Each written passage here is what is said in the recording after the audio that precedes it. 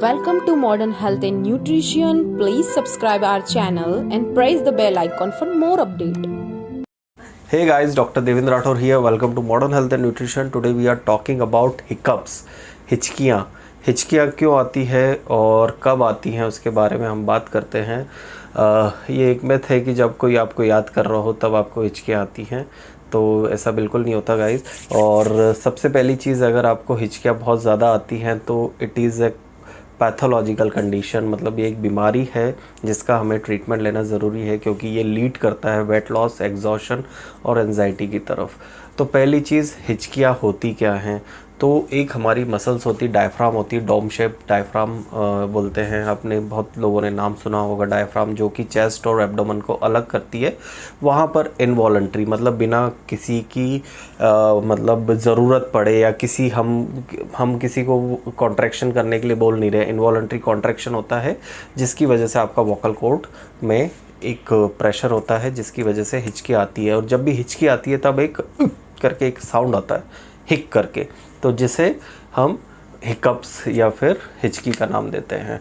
तो ये कब आती है? जनरली देखा गया है बहुत तीखा खाने पर, बहुत ज़्यादा खाने पर, तो ये नॉर्मल होता है। अगर इसके कारण के बारे में बात करें तो बहुत ज़्यादा आपने कार्बोनेटेड वाटर आपने पी लिया हो, या फिर आपने कोई कोल्ड ड्रिंक पी हो, या फिर आपने बहुत ज़्यादा स्पाइसी मील खाया हो, ठीक है, या फिर अगर आपने कुछ ऐसी चीज़ें, आपने कोई कैंडी वगैरह खा रहे हो उसके साथ आपने एयर गल्प कर ली हो, ठीक है, तो इस वाली कंडीशन में हिचकियाँ आना ज़रूरत, मतलब एक देखें तो बहुत नॉर्मल होता है। और ये जो हिचकियाँ होती है थोड़ी देर में चली भी जाती हैं, मतलब आप मान के चलो कुछ ही मिनट्स के अंदर चली जाती हैं।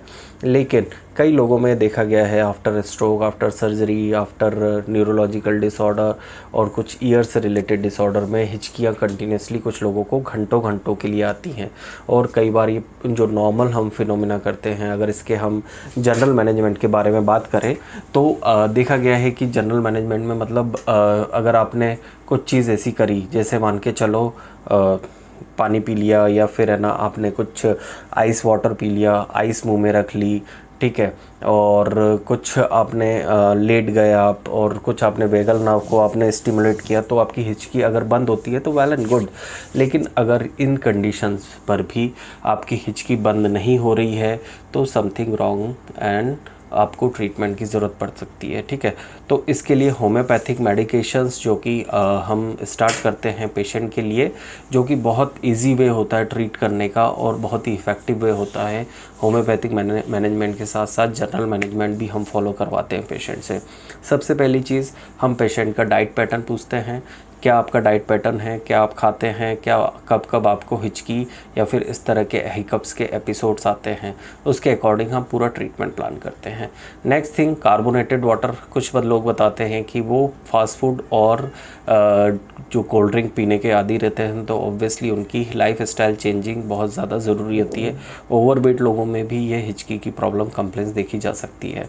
स्पाइसी मील खाना, ज़्यादा तीखा खाना, ज़्यादा तीखे समय तक, तीखे खाने के बाद बहुत देर तक पानी आप नहीं पीते हो, या फिर ड्यूरिंग द आप फूड, जब आप खाना खा रहे हो तब पानी बहुत ज़्यादा पी लेते हो, उस कारण से भी हिचकी लीड कर जाती है, ठीक है। तो ये कुछ रीज़न होते हैं। तो इसके साथ साथ हम जो जनरल मैनेजमेंट के साथ साथ होम्योपैथिक मेडिसिन होती है, जैसे ब्रायनिया हो गई, नक्स वोमिका हो गई, स्टेफिस एग्रिया हो गई, नेट्रम्ब्यूर हो गई, वेरेट्रम अल्बम हो गई, तो ये कुछ मेडिकेशन होती है जो कि काफ़ी हेल्प करती है अलग अलग पेशेंट में और अलग अलग टाइप्स ऑफ हिचकी में। मतलब अगर हम देखें तो अलग अलग पेशेंट में अलग अलग तरह की हिचकी होती है, अलग अलग कॉजेज़ होते हैं, उसके अकॉर्डिंग हम इसका इलाज शुरू करते हैं।